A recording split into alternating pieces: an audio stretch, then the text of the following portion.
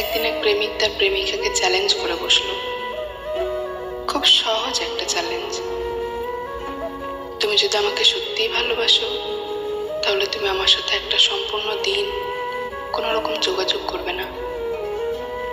যদি তুমি টানা 24 ঘন্টা যোগাযোগ না করে থাকতে পারো তাহলে আমি তোমাকে আজীবন ভালোবাসবো। মেয়েটা রাজি হলো। সে সারাদিন একবারও যোগাযোগ করলো না ছেলেটার সাথে। কোনো ফোন কল বা কোনো SMS কিছুই করলো না। পরদিন মেয়েটা দৌড়ে গেল ছেলেটার বাড়িতে। মেয়েটা জানতো না যে ছেলেটার ক্যান্সার ছিল আর তার আয়ু ছিল মাত্র 24 ঘন্টা।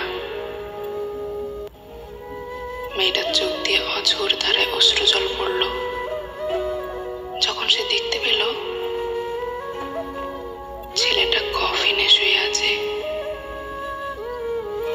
আর তার পাশে একটা চিঠি। তাতে লেখা আছে, ইউ ডিড ইট বাবু, can you do it every day?